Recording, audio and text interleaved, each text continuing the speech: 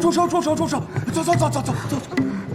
哎呀，很疼吧？阿父，你总算回来了。哎呀，夫人，你再怎么生气，也不能这么打，毕竟瑶瑶是个女郎啊。阿父，你的好女儿捡了你2匹爱马的尾巴。我的地炉。阿父，疼，好疼。不就1匹马吗？那也不能打。他什么时候和老老实实挨过打？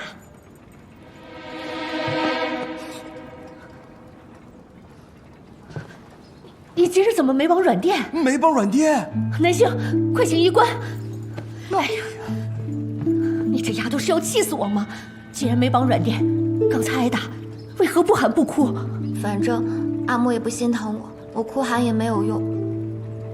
如果打我能让阿木解气的话，那阿木就打吧，女儿受得住。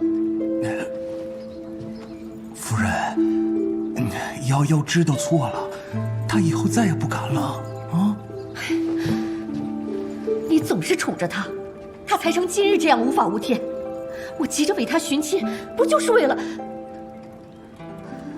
罢了，我是教不了你了，让你们谢家祖宗来教吧。去祠堂思过，抄礼记100遍，不抄完，不许出来。抄。阿木，我抄100遍。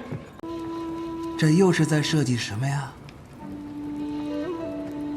哎，阿父，你的玉冠借我用用。你这玉冠是送给阿茂的？阿茂这次替太后出京办差，去青云山为上上求医祈福，说是寻到了一位神医呢。这样一来，太后肯定有赏赐。阿茂说，等到时候他就求一处封地，再来向阿母提亲。这可是他一生中最重要的日子，我就想送他一顶玉冠，好让他那天风风光光的。唉，阿父叹什么气啊？阿父吃醋啊！吃醋？为父都还没有收到女儿亲手设计的玉冠，就被那小子给抢先了。哎呀，阿父，这阿茂可是您最得意的门生。阿父若喜欢，等到您过生辰的时候，女儿为您买块好玉，亲自雕一个，怎么样？哎，阿父用不着这些，你只要少跟你阿母闹腾，我就心满意足啦。哼，来，趁热吃吧。好，阿父，阿母。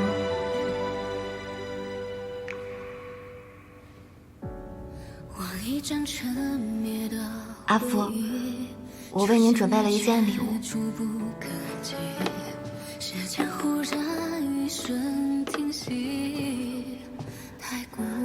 这是用来垂肩的，您看，就像这样。若我能抛开这颗心，你可愿再一次练习？阿父明白，这是瑶瑶的一片孝心。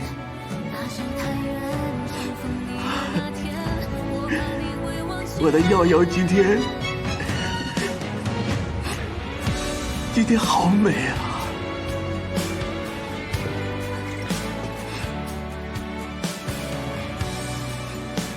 阿父，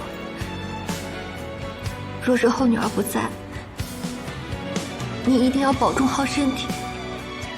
傻孩子，你哭什么呢？阿父也没哭，反正日后我们会再见嘛，对不对？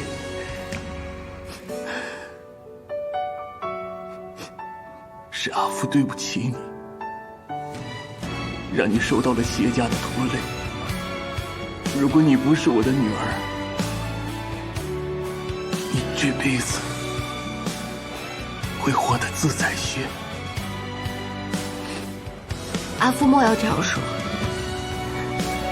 能成为谢家的女儿，我很幸福。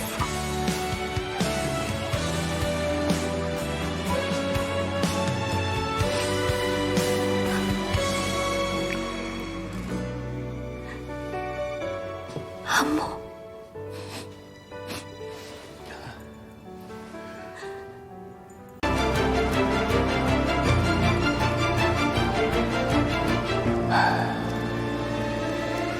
女郎，快走！快走！走！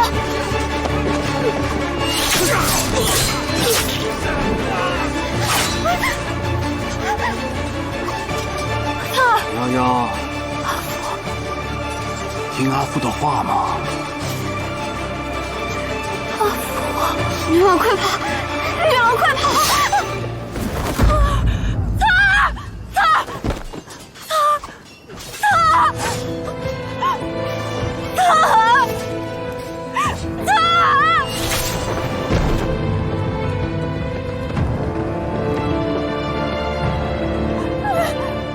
谢佳瑜，要不要听阿父的话？你别杀他！我跟你走，我跟你走。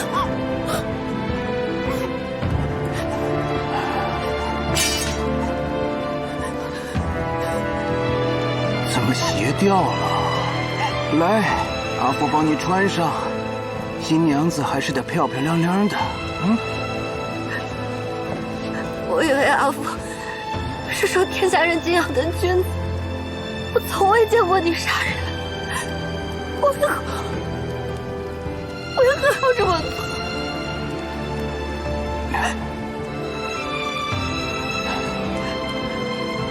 不哭啊，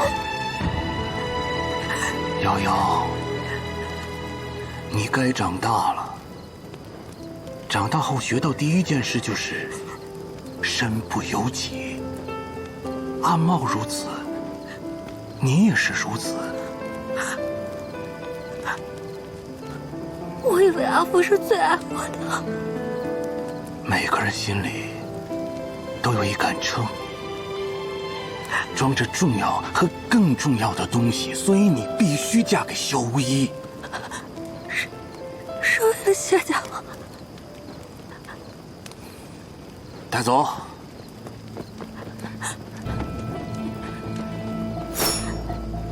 阿父，告诉我原因，我为什么一定要嫁给萧回爷？为什么？你不知道，会更幸福。我要知道。为了阿茂，晋安王府执掌20万北府军，雄心勃勃，随时能够改朝换代。可为何他们还没这么做？就是因为还有像我谢氏这样的世家支持着殿下，或者说支持着李氏宗室。所以即便是萧家登上帝位，那江山也坐不稳。可是阿父本就不想与萧氏为伍，我这个时候逃婚，与他撕破脸面，这样岂不是更好？或许之前能那么做，可如今监国是阿茂啊。晋安王府若有一心，身为监国的阿茂，他绝无活路。为了阿茂，为了谢氏，你必须当这颗棋子。阿父，我好像都不认识你了。因为你该长大了。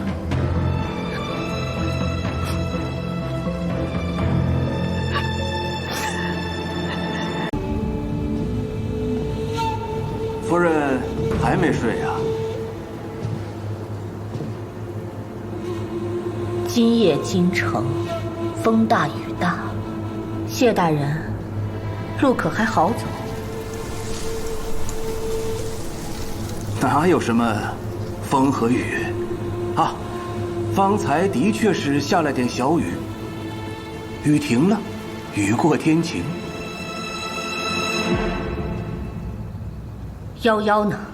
今日是夭夭的大婚之夜，他自然就在晋安王府了。不过若是夫人想他，3日后回门便能再见到他了。你杀了我派去保护夭夭的暗卫。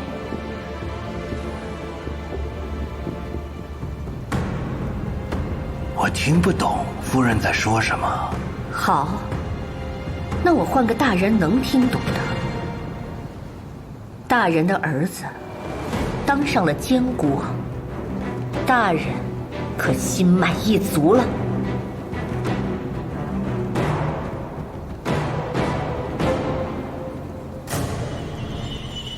我口渴，我先去倒杯茶。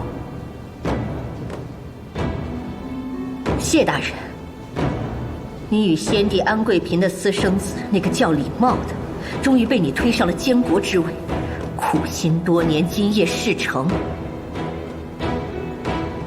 大人还满意否？瑶瑶，你在做什么？你要帮萧无疑改制军械？那阿父可知自己在做什么？3万北府兵，3万条人命。阿父是故意让人来找我设计连环弩的吧？我曾见到过那个自称萧胜的男人，出入过阿父的书房。哼，这能说明什么呢？这的确说明不了什么。但我心中却已明白，阿父当初为何鼓励我设计连环弩。我甚至将连环弩的缺陷都告诉了您。没过多久，那个自称萧胜的人就来找妙手公子买连环弩。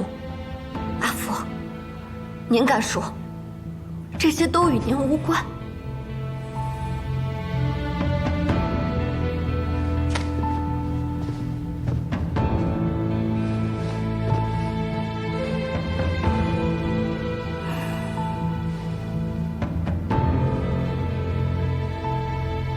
这3口是感谢阿父阿母养育之恩。若阿父只牺牲我一人，我也能理解。您只是立场不同，舍弃了我。但阿父如今所为，实难称为世家典范、君子风度。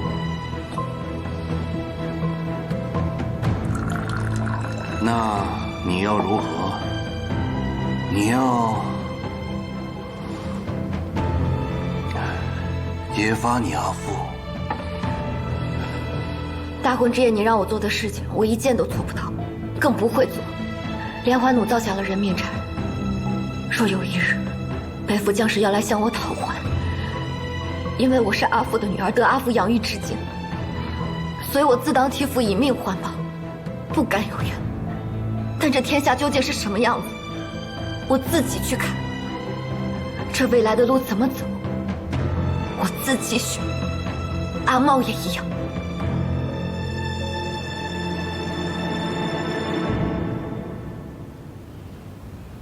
阿木恕罪，这顿归宁宴，瑶瑶实在吃不下。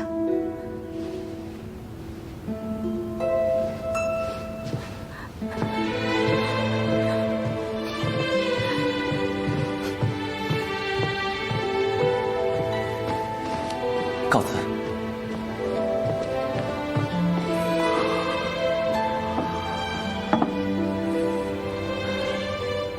夫人，趁热吃。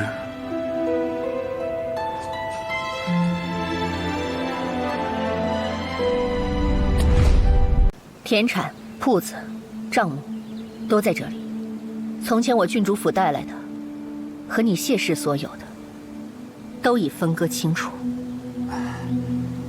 我带了夫人最爱吃的饵饼，那摊主老李说啊，日常琐事我也与管家交代清楚，你便把这和离书收下吧。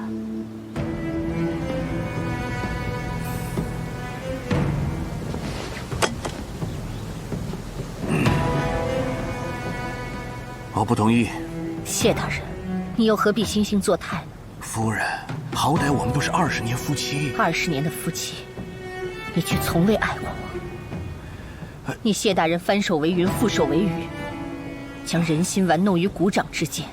你知我投鼠忌器，若揭发李茂身世，他身死，家余必会痛苦，所以你便有恃无恐。你知我脾气，也知一旦东窗事发，我必然是这个态度，可你依然要做。你既已做出抉择，那这也是我的决定。时至今日，我已不是在同你商量，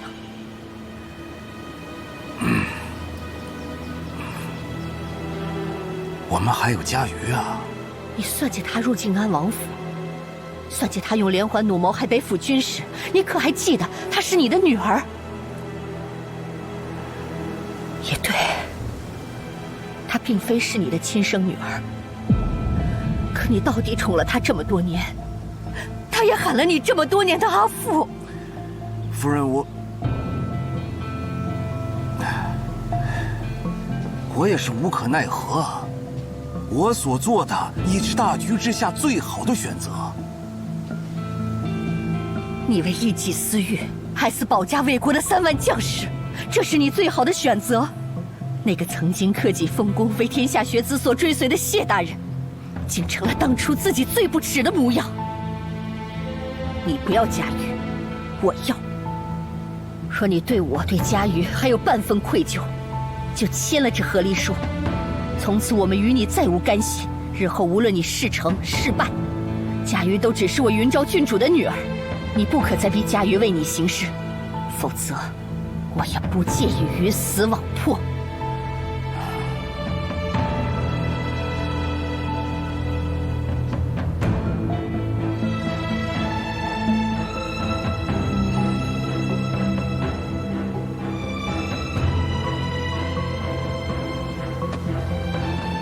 夫人，你要去哪儿呢？健康不是上京没有郡主府。山高水长，云昭日后归处，与谢大人再无干系。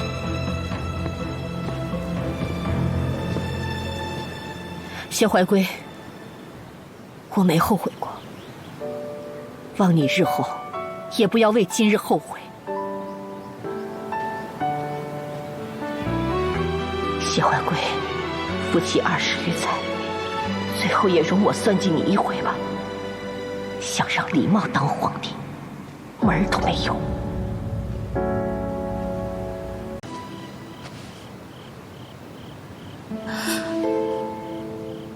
怎么了，女郎？阿父阿母和离了。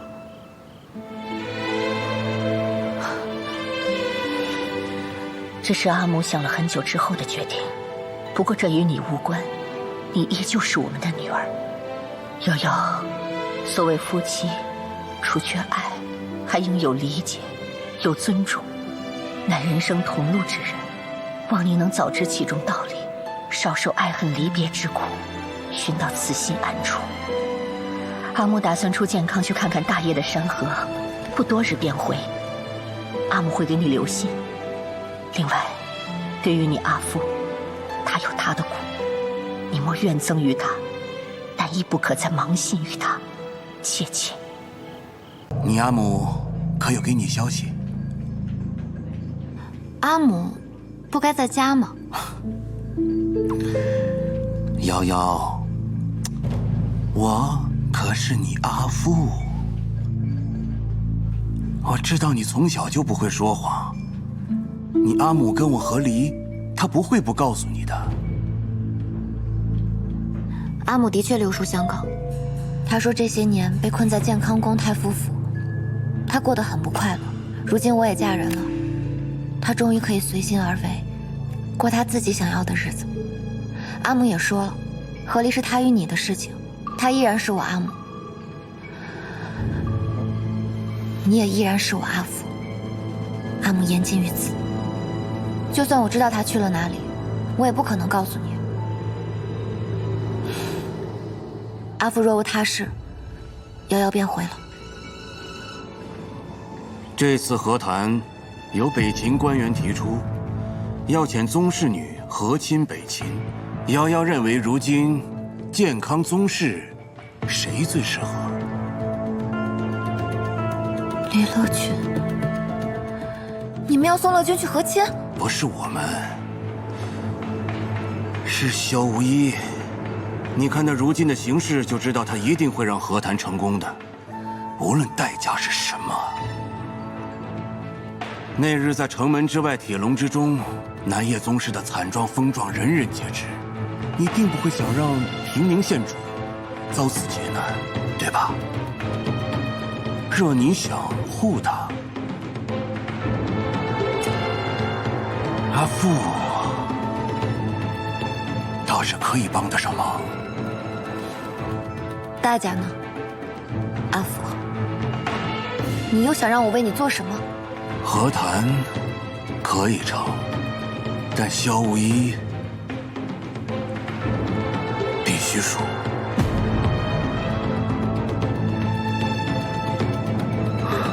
输？太傅漏夜前来，想必是有很重要的事吧？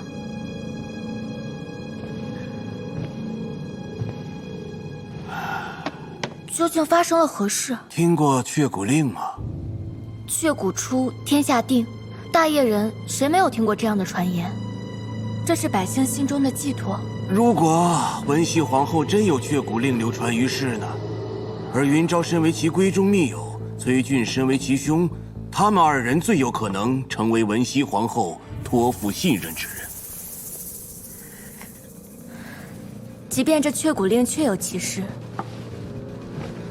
可北秦人当年早就将文熙太子斩草除根，他们那群人空有却骨令，却没有文熙太子，对我哥哥根本就造不成威胁。贤忠，若我告诉你，你哥哥根本不是大业血脉的，太傅慎言。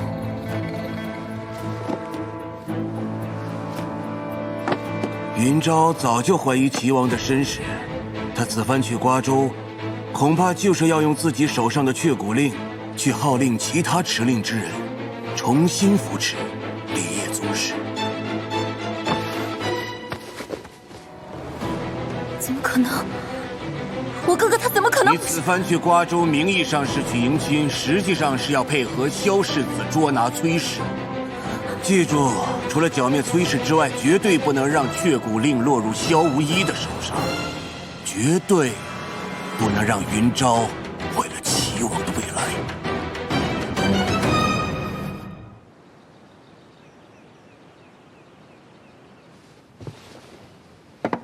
阿兄，衣服缝好了，你有时间了就试一下。柳君，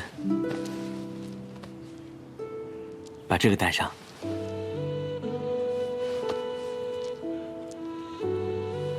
这香囊还是当年阿娘亲手为你缝的。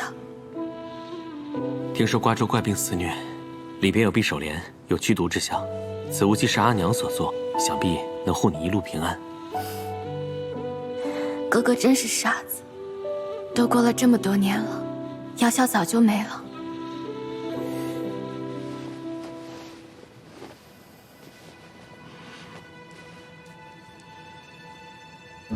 哥哥就是哥哥，我所认识的哥哥，就是和我一起相依为命的李茂。什么？兄长放心，臣妹此行定不负兄长所托，捉拿崔氏归案，平安归来。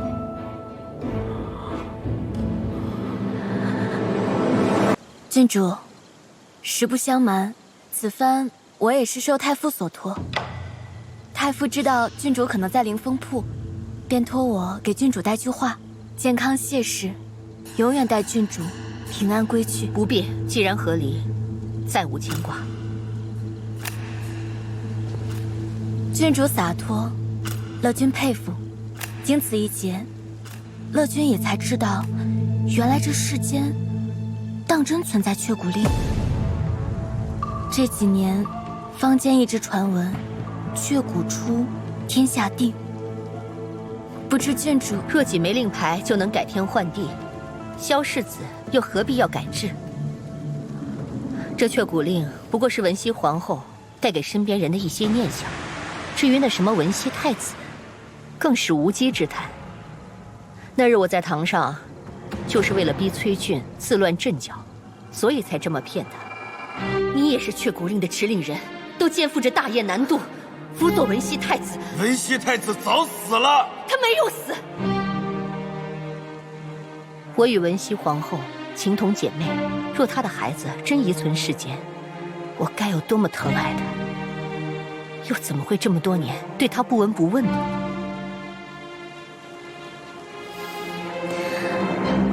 那就好。我方才还在为我哥哥担心，若世间真有文熙太子，那我哥哥到时又该如何自处啊？今日听君主这番话，我终于安心了。那乐君就先告退了。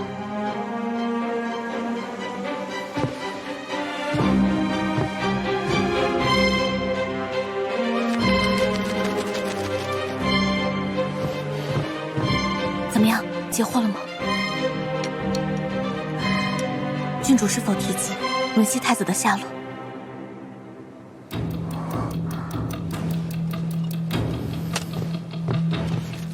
把齐王府的乳母带回健康。你哥哥根本不是大爷血脉的。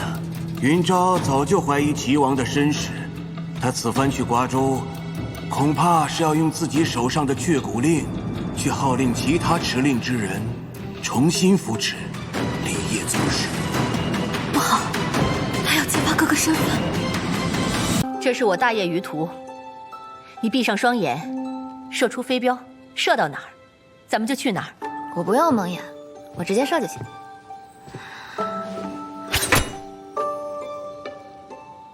来湖有一处水上云间，那咱们就去来湖。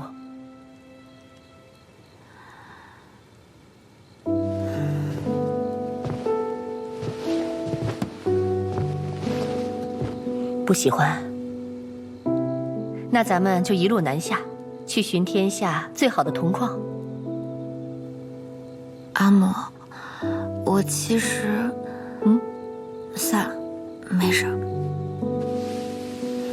你不喜欢与阿母一起游历，那瑶瑶，你想去哪儿？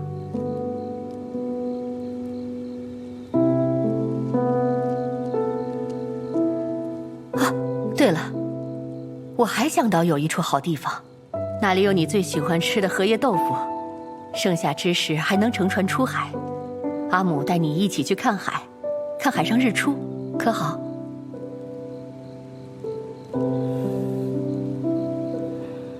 阿母是在给阿父写信吗？对，有些事我想应该与你阿父说清楚些。崔俊的身份有问题，当年安陆二世的冤案恐怕也有问题。那阿母不打算回健康了？你呢？难不成你想随萧无一去北境？阿母，我没有，这个只是答应我师父的，我不能食言。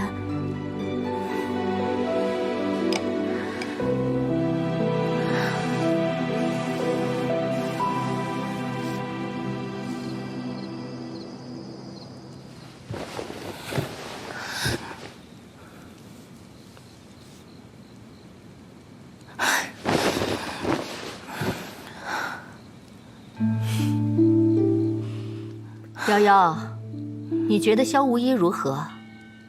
啊？在静安王府的日子过得可都好？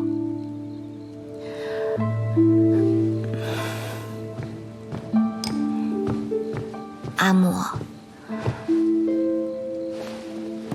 我觉得他好像跟传闻中的不太一样，是一个很好的将军。契约无一，与子同袍。他的确给自己取了个很好的名字，不过我问的是他这个人。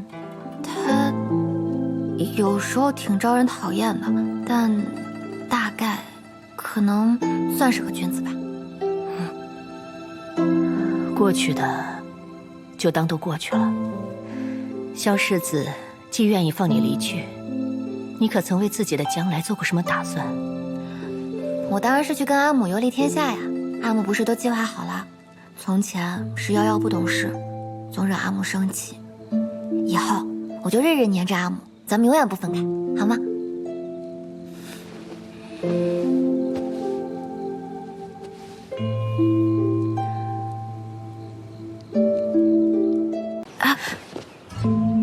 怎么了？阿母，我有点不舒服。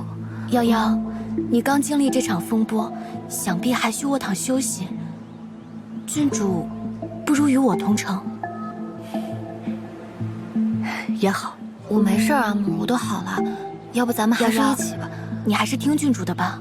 你的身体若是不好，大家都会很担心。听话，好好休息。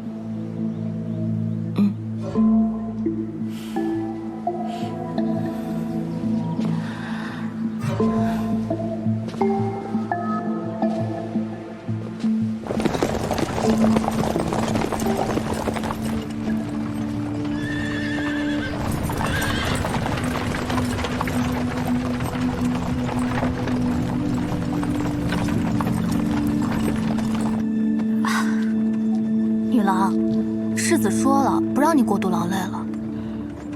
你到底是我的人还是他的人？反正要是为了女郎好的话，我都听。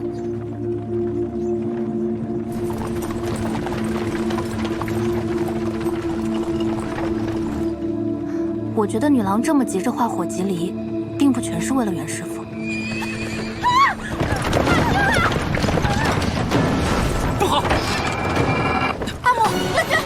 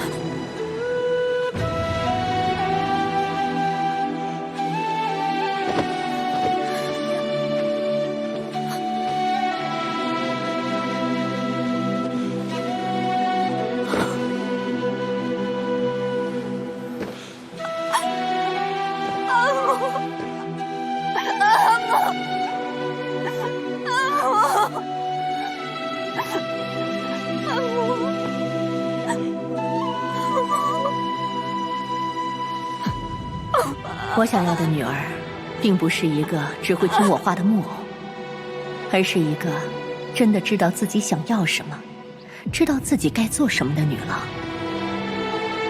你真正能依靠的，不是父母，而是你自己。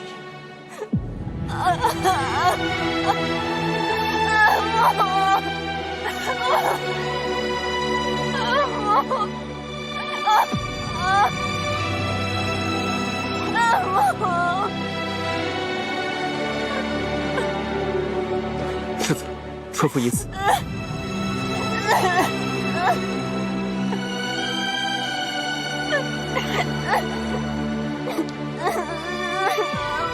平内县主呢？尚未发现。继续找，生要见人，死要见尸。诺。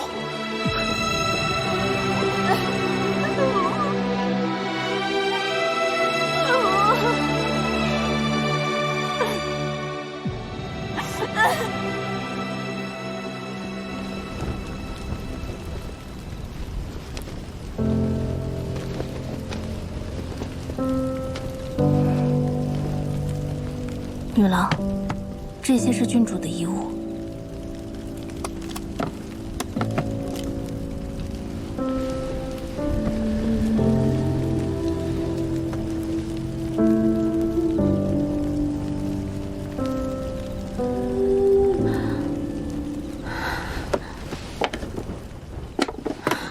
什么东西吗？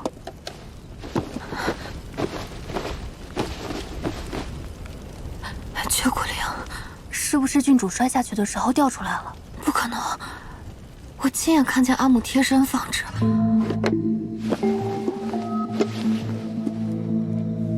女郎是怀疑有人为了夺灵，故意残害郡主性命。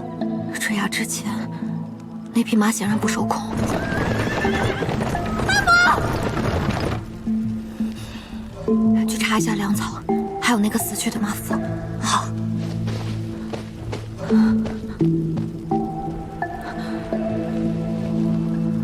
找到郡主了，找到了。何处找到的？县主命大，被挂在悬崖边上的枯树枝上，虽然受了伤，但是无性命之忧。那就好。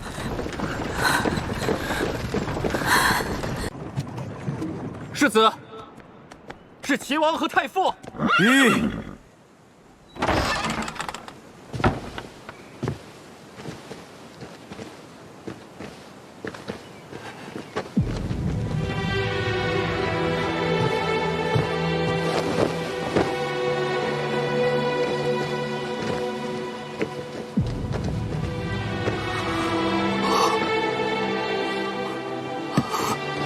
瑶瑶，乐君呢？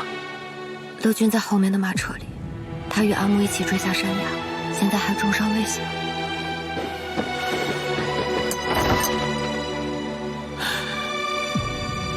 快速回宫，宣太医。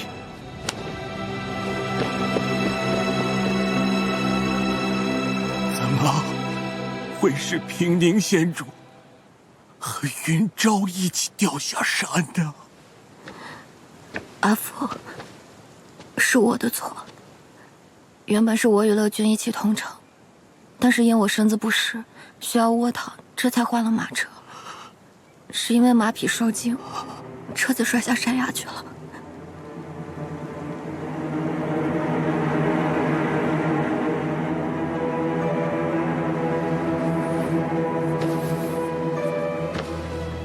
阿父，我。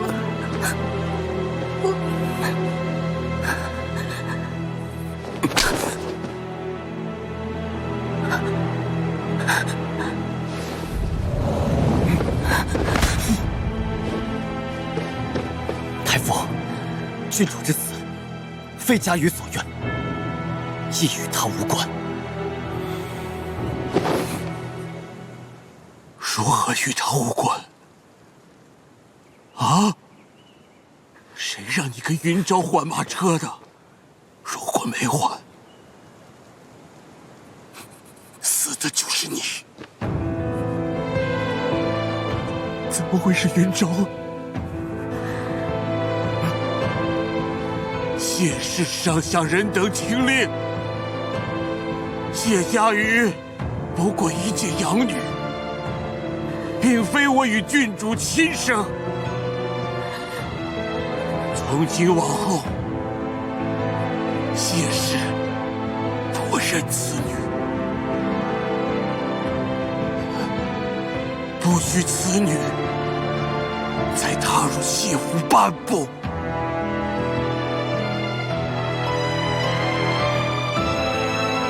来人，在。把郡主的棺椁请回家。诺。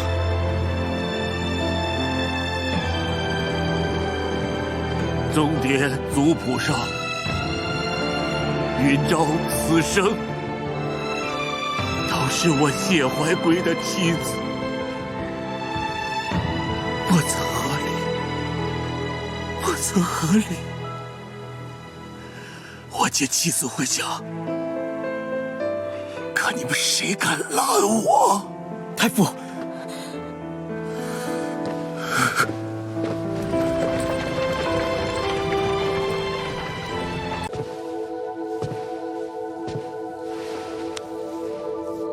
老师，乐君醒了。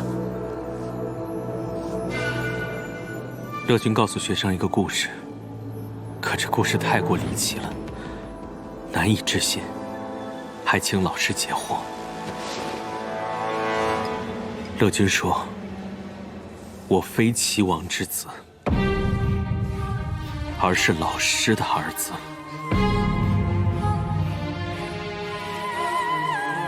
果真吗？”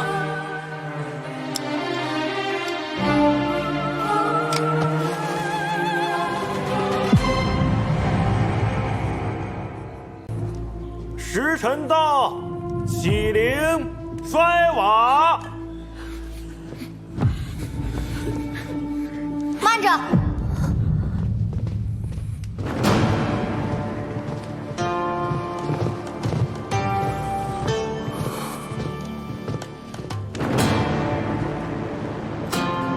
阿福，我还在，怎么能让堂兄来摔盆，再让外人来扶灵？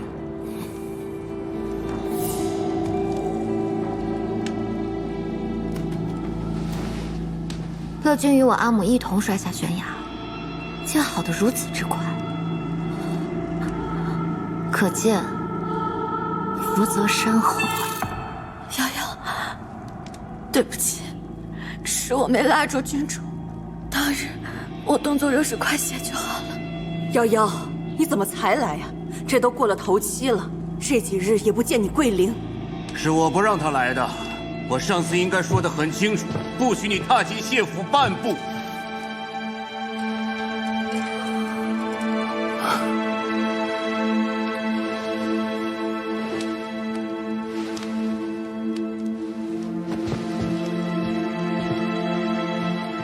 诸位或许有所不知，我阿母已与阿父和离。按照我阿母的意愿，定是不愿入谢氏祖坟。故而今日，我来带他走。放肆！佳玉丫头，这话可不能乱说。你阿发母怎么可能和离？我手中有2封信，这一封是我阿母离开健康时写给我的。她说她已经和阿父和离，想要出去散散心，游历这天下。第2封是阿母在灵峰铺时写给阿父的。这些是郡主的遗物。只可惜还没来得及寄出，就已经出事了。阿父，你要看看吗？我不必看。我和你阿母的婚事，乃皇家赐婚，所以若无宗正稽核、内廷允准，你的和离书根本就毫无功用啊！趁今日谢氏族人都在，我就再说一遍。谢家瑜并非我与云昭亲生，咱们不知道，他只是云昭捡回来的孤儿罢了，被云昭当猫儿狗儿养了10几年而已。所以他凭什么？他凭什么做我谢氏和云昭的主？别再耽误时辰了。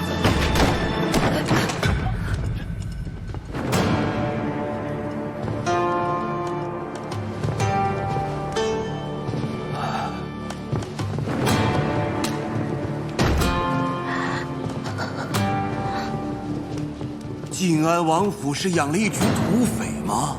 跑到我谢氏的灵堂上来抢光果，这还有王法吗？太傅，今日谢家瑜的话，便如军令，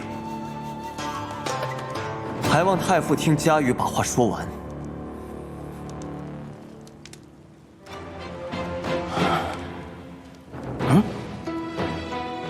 崔俊南北前暗探，阿母被其控制后，本有机会逃脱，但他听崔俊提起了安禄之案，为了从崔俊口中探出安禄之案的真相，阿母不惜与他周旋，差点脱不了身。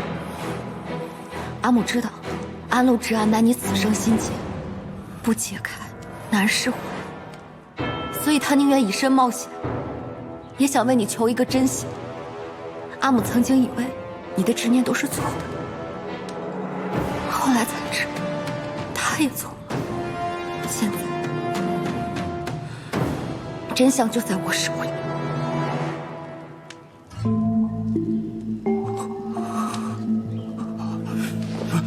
瑶瑶，别！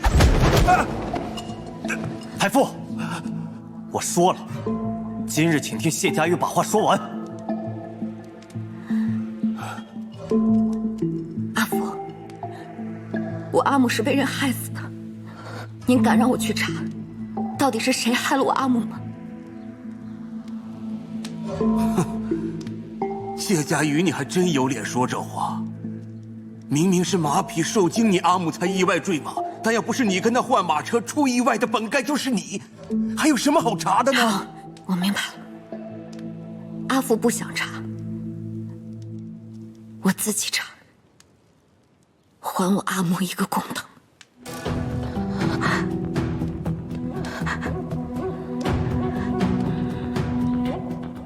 我再问阿福，若我要以安禄之案还我阿母，阿福还还是不还？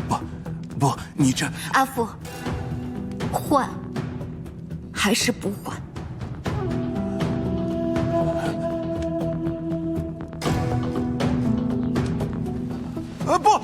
别！若安禄之案有真相可言，那就是国事啊！你岂能凭一己之私毁家国大事呢？是吗？那阿福，当日连环弩之案，你难道没有为一己之私毁家国大事？不可妄言，你阿父和连环弩有什么关系？我是不是妄言？阿福心里最清楚。我是不是真的想鱼死网破？阿福心里也清楚。阿母同我讲了你们过去的故事。既然您心中另有所爱，既然连开始都是错的，那您为什么不肯放阿母一个自由？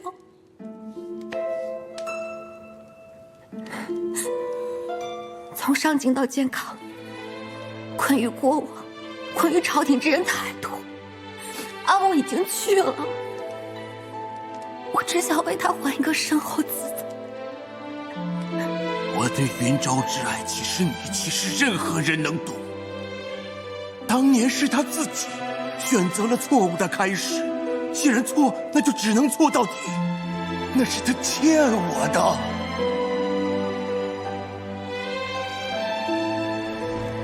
哎，我换。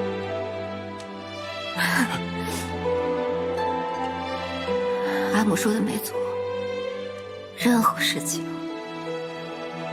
都抵不过安禄之爱在阿父心中的分量。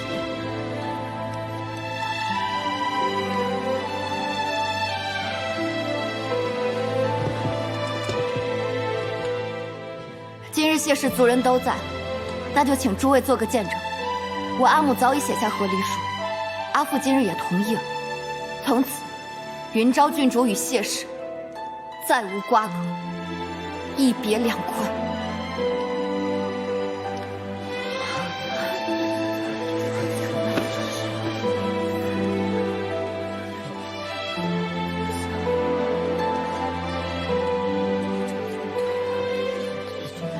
就算你今日带走云昭，吾陛下太后解除赐婚，她李富华永远都是我的妻子，她的魂魄永远都离不开谢氏祠堂。这就不劳阿父操心。阿父，这也是我最后还您一声阿父。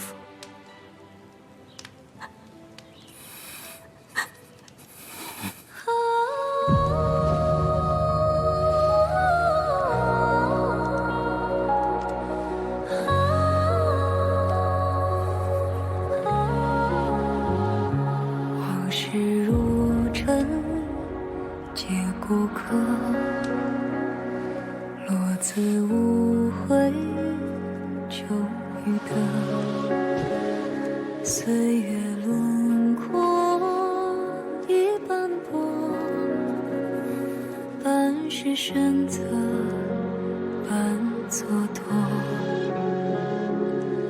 若宿命的过何来对与错？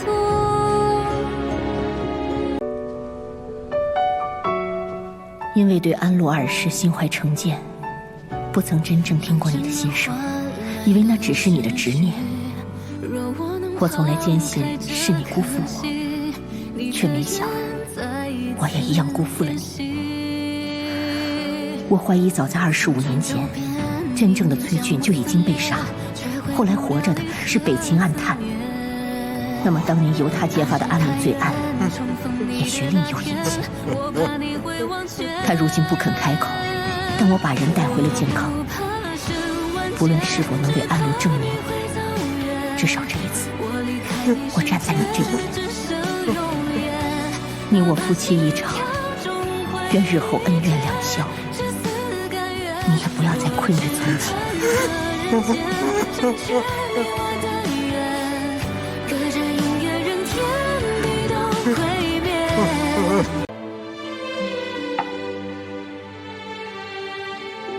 我没想过你会帮我。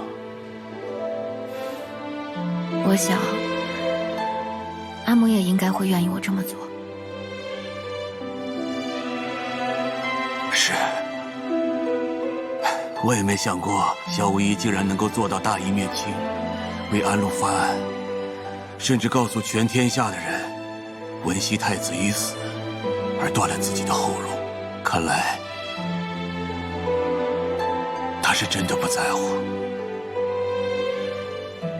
这天下万民祈求的，只有和平安乐。谁在乎那玉座是金子做的，还是铜做的？萧无一想要打造的那个大业，我愿意期待，也愿意帮他实现。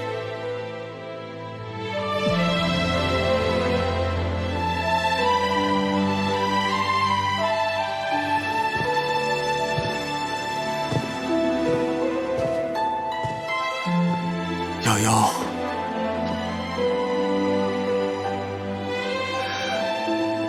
阿父王，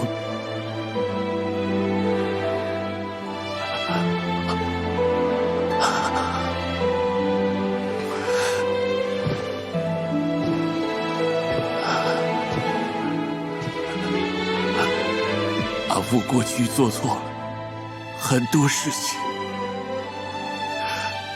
阿父对不起你，对不起你。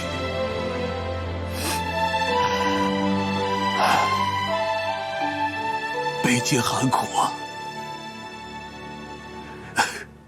要记得多穿衣。